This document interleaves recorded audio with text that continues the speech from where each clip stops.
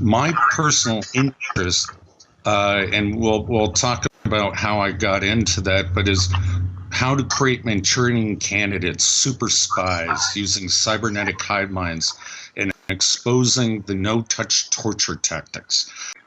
I don't like to consider myself a whistleblower. I merely came forward because my research investigation from brain to computer interfacing technologies led me to a group of people that they call TIs, targeted individuals. I didn't know what they were. I didn't understand it fully. But I was shocked to find out someone beat me to this, to this ultimate technology of being able to interface with the human brain.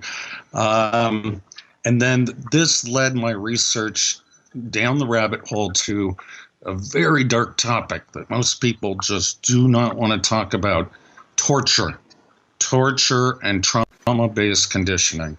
And that's kind of where I'm at now. I'm right in the process of writing a no-touch torture report that is parallel to the Senate Intelligence Committee's report that was released recently that CIA tried to, sabotage. Right. And I'm showing that they're using the exact same tactics with this technology, this much more advanced technology, in secret, as they do with the physical tortures that they kept in secret and denied for many years. And that's kind of where we're at today. Okay, and one of the most difficult things for people to understand about this technology is the sophistication of it. It makes it very difficult for people, I think, who are on the outside to have any grasp of what's actually going on because of the sophistication. Can you talk a little bit about that? EEG cloning, that type of thing. Yeah, and this truly is the most sophisticated weapon system humanity has ever created. It involves every aspect of science. It involves tactics that are unimaginable unless you just have a devious criminal mind. And it destroys lives. It's being used on innocent people. Now, remember, in the Senate Intelligence Committee report, they said 25% of the people they tortured happened to be innocent in the end. So this is still going on, but it's just they don't want this exposed. And that is why I'm speaking forward. The sophistication is enormous. You have to understand neuroscience, you have to understand physics, you have to understand psychology, you have to understand many different aspects of all human knowledge to understand this weapon system. So I will try to break it down into simple terms as best as I can. So how does this technology work wirelessly? Because when we're talking about Guantanamo Bay or something like that, we're talking about person-to-person interaction. How does this work? Yeah. And that's the huge question. We're going to have to break it down into smaller parts. But even in Guantanamo Bay, you brought that up, and I researched torture, and so I've listened to the torture reports from those released from Guantanamo Bay. What did they put you through? And a lot of them began saying, I could start hearing voices after about a month of torture. Well, that's interesting. That's not something you would normally expect, Right. And so I study the more advanced techniques of, how to hack a human brain. And this is about brain hacking, mind hacking. So how do you do it? Let's break it up into pieces. There are many theories up there, and I'm going to go with theories first. Okay. The CIA at first was caught, and I'm going to blame them the most, but the military also does it. they were implanting people with microchips, brain chips. Dr. Gil Delgado is the most famous neuroscientist of the brain chipping method. And, he bragged about how he control all human behavior at 450 megahertz. And, he demonstrated on a bull and many people. But then it went wireless. And a lot of people still today believe you must have a microchip in you in order for this technology to work. And the technology has advanced very far. The actual, let's just say they put an RFID chip in you to make the calculations much easier of how to triangulate on the human being and the target of interest. I would assume you'd be able to do an MRI, an X-ray, find the chip, have it removed, and you'd be free. But I haven't heard any stories like that. So I'm not a believer in the microchip theory. But the other ways you can look at, you're going to ask, well, how do you read brain waves or body electricity from a distance? Right, yeah. Now, if you study MRI technology, I should tell what that abbreviation stands for. That's magnetic resonance imaging, or nuclear magnetic resonance imaging.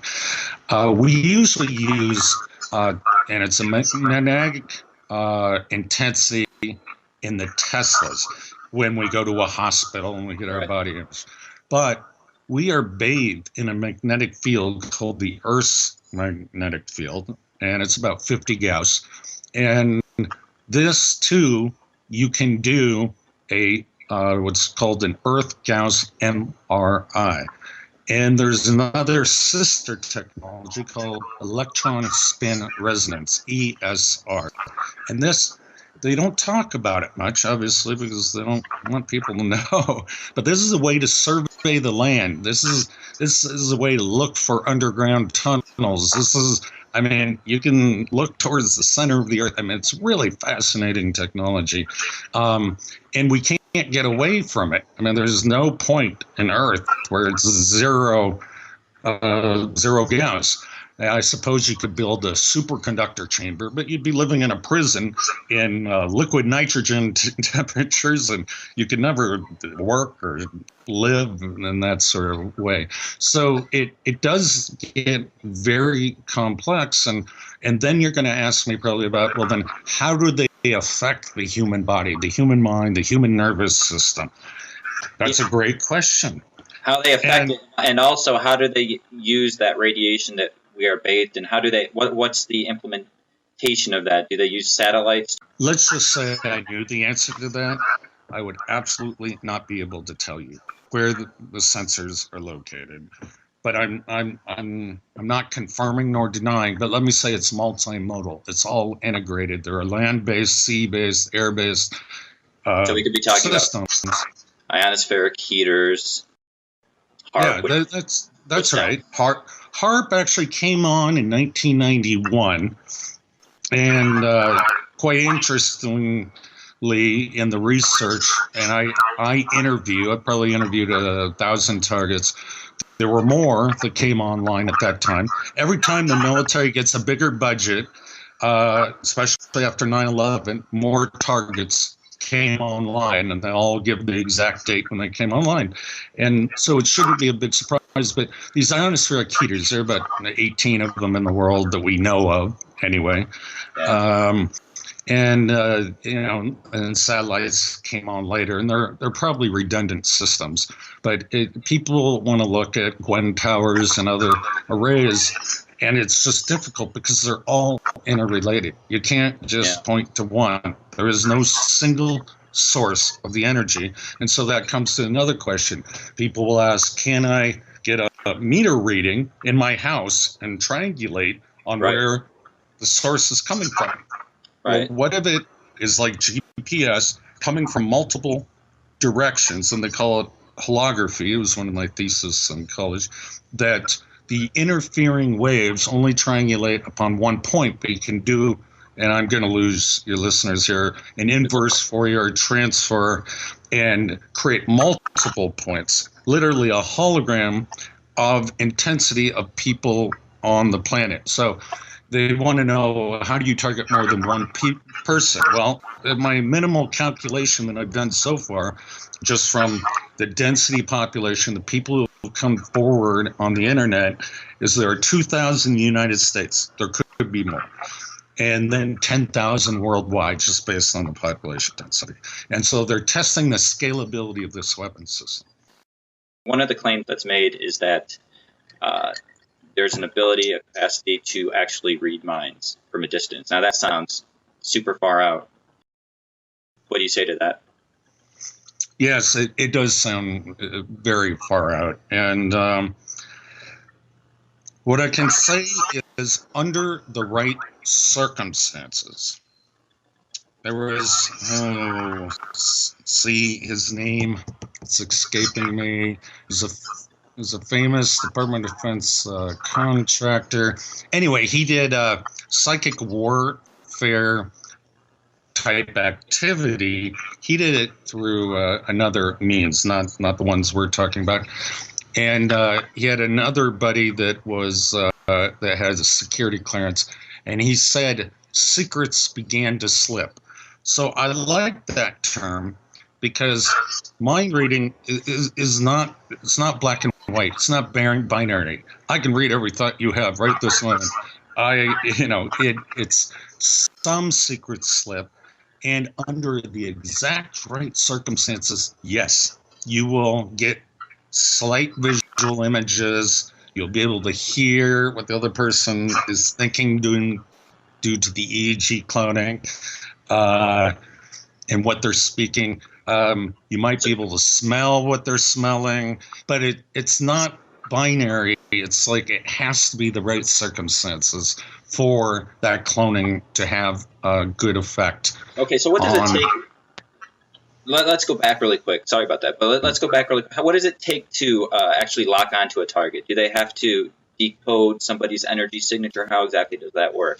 Yeah, you're asking great questions, and I got to be careful what I say. But yes, it does seem that a localized search for that particular target needs to be done first. So a lot of the targets that I've interviewed, they've lived in apartment buildings, for example, and then people move in above and beside them, and they can hear large equipment being wheeled around. And so it would appear that initially the person's brain print, their particular energy signature, just like a thumbprint or something like that, needs to be collected before the long process of retraining the brain to listen to another human being's brain or a computer. And I guess we'll get into that too. Okay, so there's a process. You're talking about the initial process seems to require possibly a localized person. Yeah, sensor system. Yeah. A sensor system. So then it's recording that person's data, and that person, the link is being established so that person's brain is sort of getting acclimated, maybe unconsciously, to. Very good. I like that word, acclimated. And yes, okay. And then over time, the distance, once the target's energy signature is figured out, then it can be done. Yes, it's irrelevant almost anywhere on planet Earth. And I imagine you were talking about brain reading just a minute ago. I imagine that over time it would become more easy to read, or easier to read an individual's brain, because their brain patterns would correspond to particular thoughts. Is that? You got it. Excellent explanation, better than I could say it. So you imagine you have two neural networks, and it's a field of study that I've done quite a bit, and they're trying to learn each other. They're trying to communicate. And let me give this analogy. You have a spouse. After a long time, you can complete each other's sentences, and that's the kind of confirmation you're trying to get. So it's like it grows with you, though. It grows with you. It learns with you. Yeah, absolutely. And that it's also why these experiments are lifelong generally, not always, but they're trying to grasp all sorts of data from how effective can we make them kill each other themselves to can we make them do stupid stuff like wrap their cat in tin foil, make them think that the energy is coming from there. I have one interview I had, Oh and man. well, that's false correlation. And so, in order to disrupt the mind, you got to remember this is called offensive information warfare technology. So it's just like hacking a computer. You are trying to crash that computer. You're trying to crash that human being.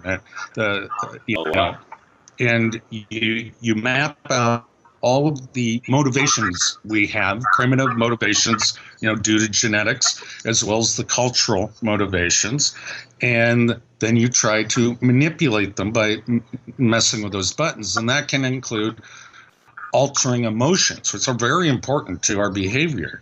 And so they call these emotional signature clusters, and you can read them quite clearly. This isn't classified information. There are a bunch of top universities studying this, that you can put someone in a functional MRI and you can see what emotional state they're in quite easily, and you can determine if they're drunk or on drugs or on anything else, and you can tell these brain patterns in a generalized fashion.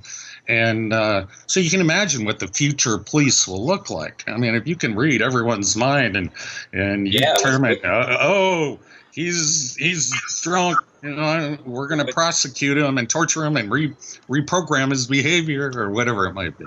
Yeah, especially if we're talking about doing it without putting someone in a scanner or putting electrodes on their head. Yeah, exactly. This That's is over the entire population.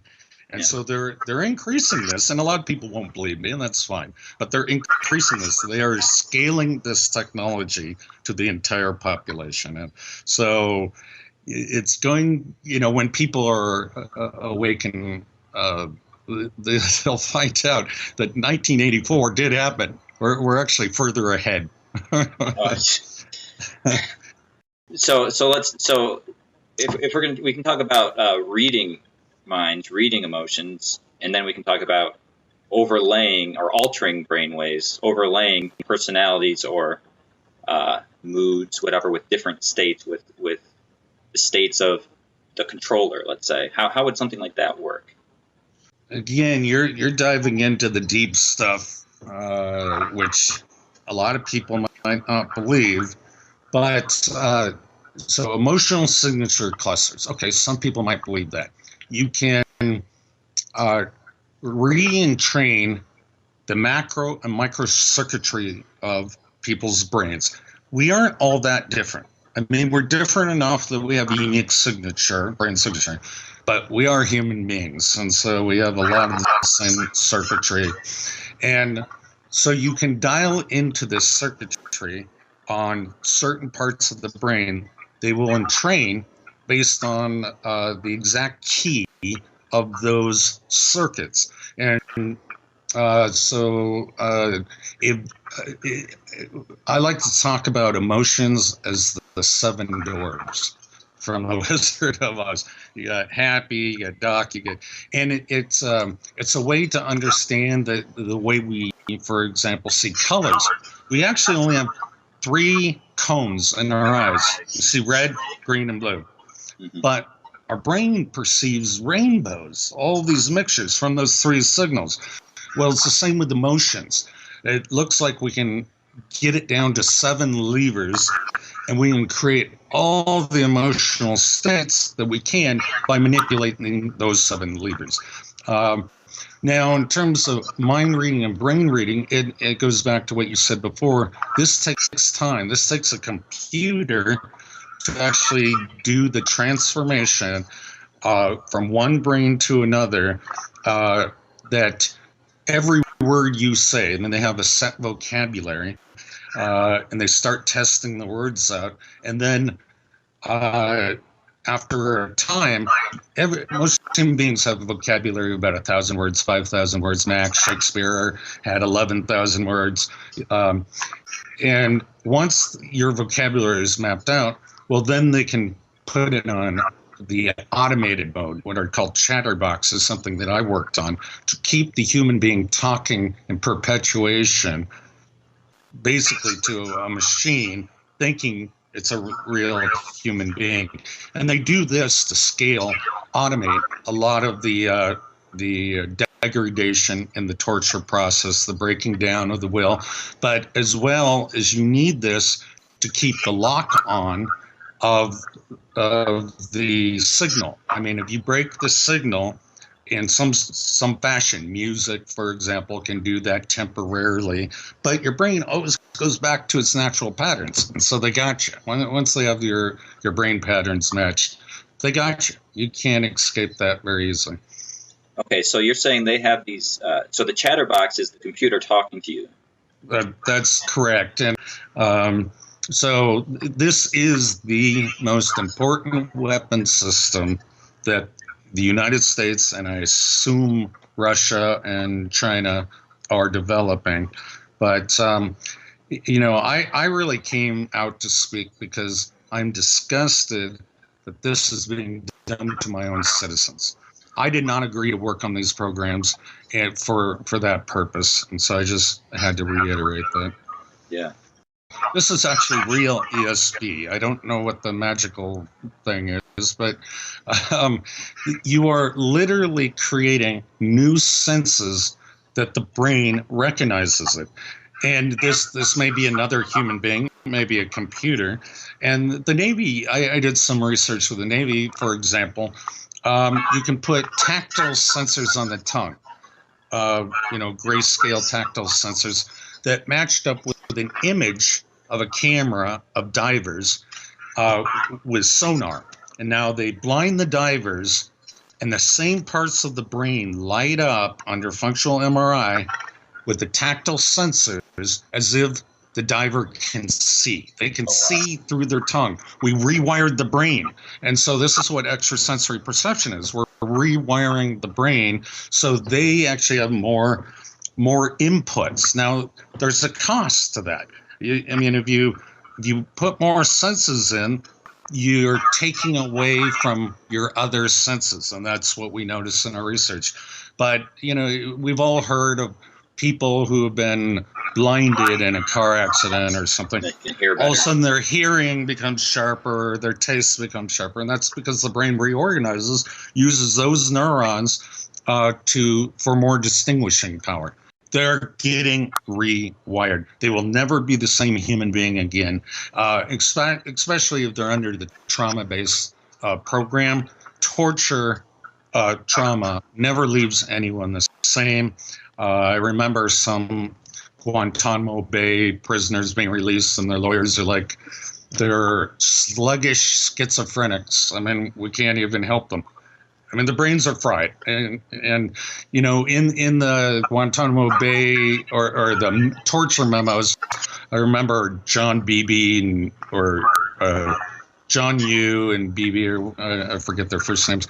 They were the lawyers who actually gave the permission for the CIA to go forward with this under the Bush administration, and they said not until organ failure. So can you call a brain that is just scrambled organ failure? Is it called torture? The play with words is just horrendous, and it bothers me so much. It's not to the extreme.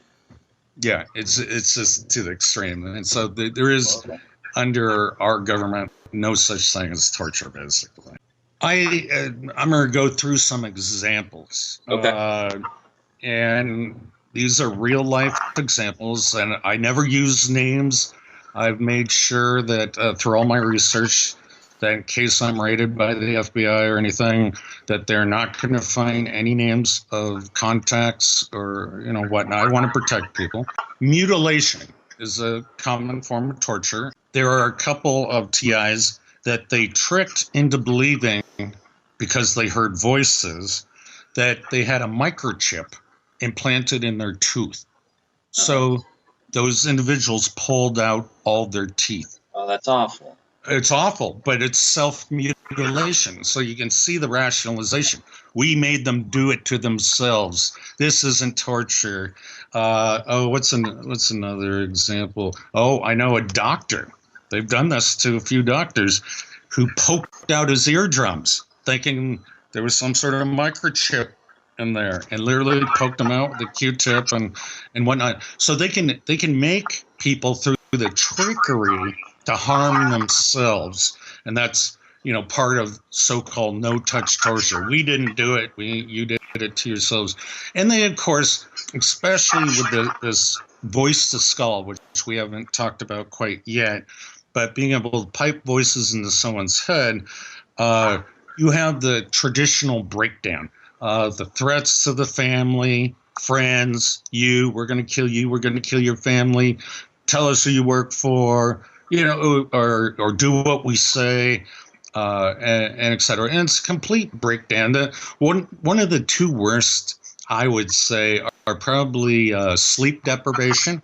All TIs complain about that they're forced to stay up for 5 days and then forced to sleep 2 days. And that's their week period. And, that's a common torture practice. Stress positions, they get the TI to believe if they hold like pots and pans in a certain direction, north or south or whatever, and hold it there for hours and hours, they won't get tortured, the pain stimulus. Now, a lot of people are like, well, how can they pipe pains into your head?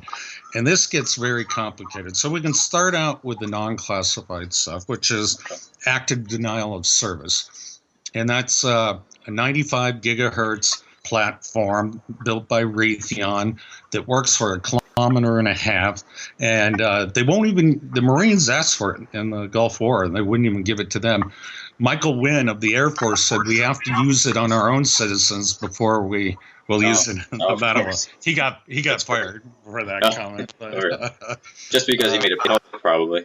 Yeah, just because he made it public, but that's the way they think. Yeah. And so and that's one way, and so it makes you feel like you're on fire. And then there are other techniques, many different megahertz. And remember, we were talking about cloning, brain cloning, brain heterodyning is the actual word, which means modulation of other brain signals within yours. So it's almost like two people are living in the same head or more. You can get up to 4 people without it becoming schizophrenic. Really? Four different people all living in the same brain space. Different emotions, the whole thing? Yeah, it's actually good. It's good for creative processes and thinking, but if you get more than 4, then it becomes dysfunctional, like a meeting that no one shuts up in. Are we talking about a hive mind? Yeah, right. Are we talking about a hive mind configuration, or are we talking about multiple personalities in one person? No, a hive mind configuration, which is kind of the same thing. So multiple personalities, the CIAs were experimenting on, and I don't know the true purpose of this, but they would use torture to try to split young girls' minds, to create sex slaves, honeypots as spies, and they want them as couriers, so they don't remember what information they told, whatever informant they were supposed to tell, and that kind of thing. I don't know if that technology was related to this current technology that I study, which is cybernetic hive minds. And it's really fascinating because there's so much potential for good. And I know we haven't talked about any of the good, and I study most of the bad. But we can think of ourselves. I like this futurist who said we are bluing as a culture, and by what he meant by that is the frequency of fiber optic cables that went from red to blue. Higher the frequency, more information you can transmit through a fiber optic pipe. Well, the whole human race is going through this. Is that we started with snail mail, and now we're up to email, and it's going to continue. We will be at the speed of thought eventually, and then faster than that, you can imagine past that.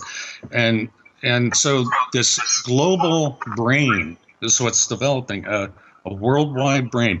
We always think of ourselves, well, we have a sense of self, but that's just not true. And Einstein said that as well.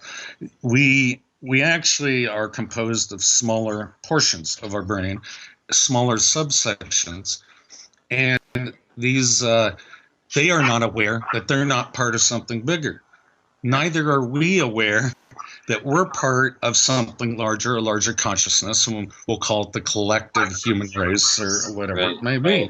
And, and that's just the way it works. We just happen to communicate rather than through neural signals. We communicate through speech and video and whatnot. But this technology is accelerating this process of a global brain. Absolutely is. And in fact, Google's already talking about it. And also the president of Google are talking about, we're going to have a chip in our brain to have access to the internet. And absolutely, that's going to come to pass. I mean, that's a given. And people will desire it. People will need it in order to compete in the workforce or whatever it may be. It's going to happen. Now, is it possible to connect people to these databases wirelessly without a chip? Or do you think it's a little more difficult. Another great question. And, you're asking all the right questions, and I don't know if your listeners will believe it. Not quite. Not quite. Right now, you have to do it through a third person. So you're in a cybernetic hive mind. And let's use The Matrix as an example. It was a great movie. You're on the battlefield and you request, I need instructions to fly this helicopter. That person would have to pull it up and bring it into their knowledge before it would transfer to the target's knowledge. Okay, that confuses me just a little bit because we were talking about chatterboxes, which is a connection with a computer that's talking to you. So why can't the person using his consciousness query the computer? Oh, I suppose that's possible. I just don't know if that's being done. Oh, okay. Yeah, that's possible. Yeah, for sure.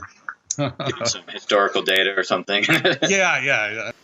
Please access Oracle database.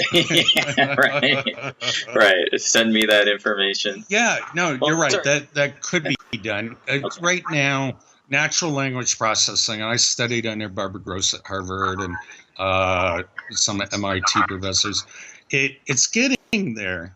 It's getting there, but the knowledge platform just isn't that good. And that's how I tell TIs, well, tell me what you're listening to. Does it sound repetitive? Does it remember anything you say? And et cetera. And so when you query these artificial intelligence bots, you can recognize them within 15 minutes. I'm not talking to a real human being. Right. Do you think most TIs are talking to at this point to AI or some fraction. Fraction, I would. Okay. Yeah, either fraction of the day or for weeks on time, and they monitor that. They determine, is this working? Is it keeping them spinning and looping forever in these nonsensical conversations, or we need to have a real person step in for now and get them back. Okay. And why are they doing this to people? Just studying, just making a weapon. And that's right. So it's making a weapon system, and that's what we've always done. We have to be ahead of anybody else, and you got to remember how many times both the military and the CIA have been caught experimenting on our own citizens, and they used to use the downtrodden, the black community mostly, and inmates too. Yeah, and inmates and anybody they just no one would care about. Right. And so they use them for these, drug testing programs and et cetera. But it seems that they've expanded this program to include people from all walks of life, the rich, the poor, the educated, and from every language. It's gone global because this is, it's the ultimate weapon, total totalitarian state. That you don't even have control of your own mind and you believe your thoughts are your own. I mean, it's better than subliminals, although they use those. But literally, altering your brain states without your permission. There are other reasons as well as a lot of it has to do with interrogation. The CIA claims torture works. Now, they're talking about physical torture. Now, no touch torture is a whole new topic, a whole new category. Most people don't believe it's happening. You can be tortured in your own home. No one will believe you. But it's interrogation and torture has a lot of purposes. And for example, let's say I'm a terrorist and they're torturing me with this no-touch torture tactic. I'm going to run to all my support groups, and they get to see, who am I contacting? Who are those people? Help me. I'm being tortured. Save me. And so it's a way to ferret out these kind of terrorist groups. It's used, in a lot of TIs talk about the Jeff and Mutt, the good cop, bad cop tactic that they use with them for interrogation. And so I try to teach these interrogation tactics to these TIs so they know at least what's going on with them. And one of the techniques that they're practicing is they give a group, and we'll call them the psychic warriors. How's that? We'll call them the psychic warriors. Okay. Give them a good name. Yeah. And they're trying to figure out what the bad guy knows, and these are the innocent Americans. Okay, and the psychic warriors are the DOD. Yeah, you put names. So yeah, that's right. And so the psychic warriors, they're not given any information, just a little bit about the subject. And the NSA and the other agencies, they have everything about this individual. So they have proof of what this individual's life is about. So these handlers or psychic warriors are trying to get as much information from the target as they can by walking them back through their history. Well, you told us this. We know this about you. And making them erase their memory. These are old tactics. They're used physically as well with drugs and stuff. But this can be done now with this new cybernetic warfare technology. And they try to get every little bit of information from you and find out if it's true. So they get scored on it. Well, how did I do in the end? Whenever the project ends after a couple of years, and they get scored on it. Now, this is called hyper game theory. It goes beyond that. John Nash of A Beautiful Mind, there's a movie about that. He won a Nobel Prize in game theory, which is used in business and is used in warfare quite a bit. Well, it's gone beyond that to hyper game theory, and a professor at Dartmouth has a paper published. People like to understand the mathematics of that.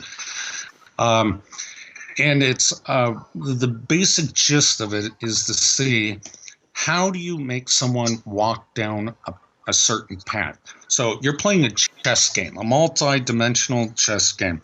How do you make a rational player walk them to their death, or walk them into jail, or commit a crime? And so they want to see, out of all these people that we're targeting, okay, the first logical thing they do is go to the police. Well, the police can't help you. They don't know. They're going to give you a lockup and 72 hours and a psych ward. Yeah, I know, then they go to the FBI, and there are only maybe a few FBI agents that know about this. This isn't within their classification, and so they do what they're supposed to do, and they write petitions, and they try to write the congressman and president and stuff. And what they're doing is they're figuring out, how do you shut all this information down? What are people going to try so we can shut it down? And this will never be exposed or released. And that's called the hyper game theory. And they also do it, in more minute manners of just making. I remember one TI. Let me give this story. One TI that they put on a useless mission. They said, "We have miscalculated the census in Montreal, Canada. Would you please count people?" And he did it. So it's just It's a game, and it's funny if it's not your life and your life is not being destroyed. Yeah. It's humorous to look at what they can trick people into doing, but this is torture, and I want there to be no doubt about it. This is torture, destruction of life, and destruction to misery for all these people, and it's a war crime. It's a crime against humanity for sure. And there isn't much more to say about it. Let's go back to how I want to discuss a little bit more about how personalities and emotions and states can actually be put into somebody. How does that work? Have they cataloged brain patterns? Is that what it is? Yeah, you got it. And so they're cataloging and classifying brain patterns, which can be transformed and transmitted into other human beings. So they're testing that as well. And let me give you an example that a lot of TIs go through. They will say something like, "I'm stabbing you in the back. Can you feel that?"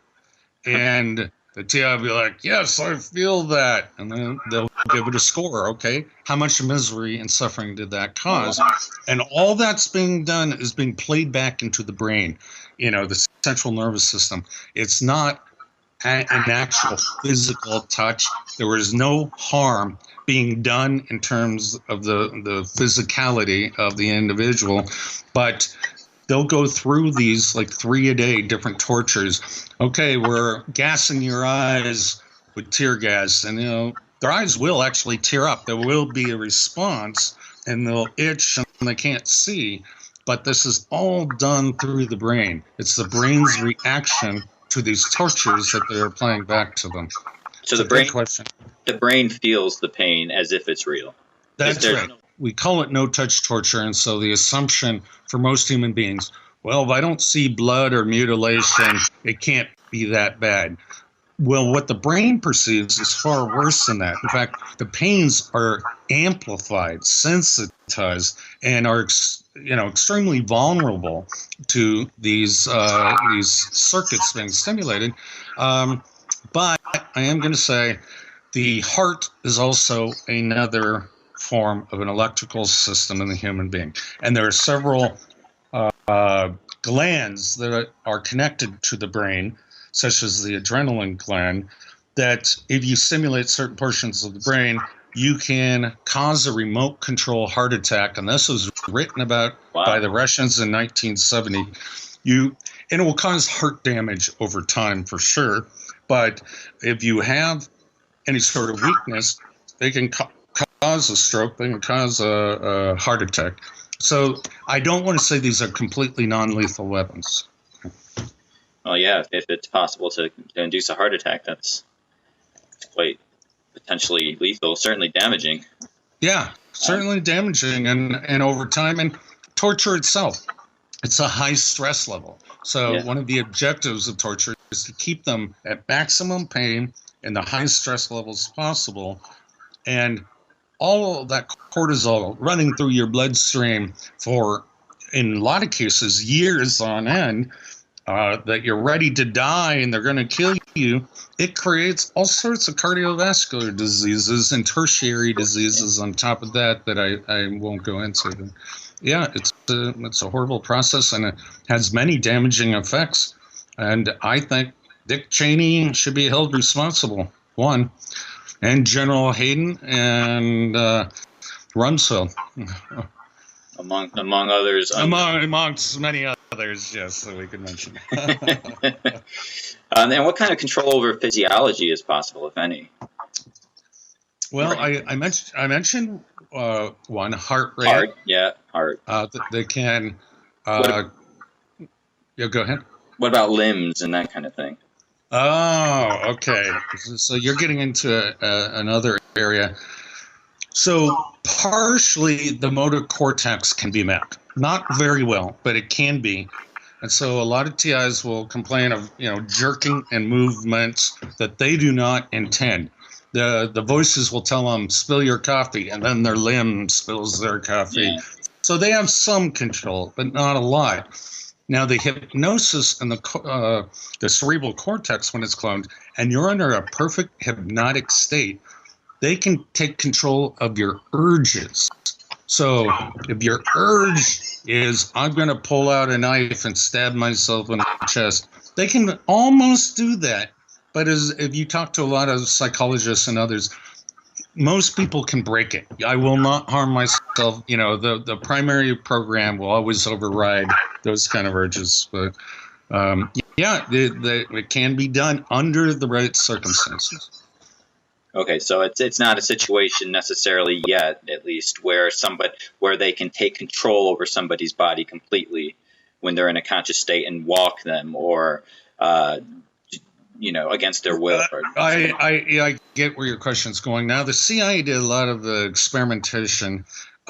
This was brought out in the MK Ultras, the church committee hearings, and they were able, in some of the research, to get a woman who they had hypnotized, somehow split her personality. I don't know the details how they did that. Wake up in the middle of the night, point a gun at her friend, and click the trigger. Now, the gun wasn't loaded. Go back to sleep or whatever, and wake up, and then they interviewed her. Do you remember anything that happened last night? No, I don't. So they were able to do that in a physical setting. I don't know that that's ever been done per se and by these cybernetic hive minds and cloning. That makes me think, though, of murders have been committed under the influence of Ambien, for instance, unconscious murders. And so I wonder, do you think if it's possible using electromagnetics to mimic drugs and drug effects, I wonder if... You're absolutely right. And you're spot on again with all your questions. They have been mimicking, I'm going to estimate, the CIA has about 20 drugs they use for brainwashing and truth-telling. Scolopamine, I think, is one of their favorites, which is called the devil's breath, and that creates a zombie that the person will literally rob themselves if you ask them to. They're in a hypnotic state. And yes, all these drugs, for the most part, can be mimicked through this technology, e.g. heterodyning.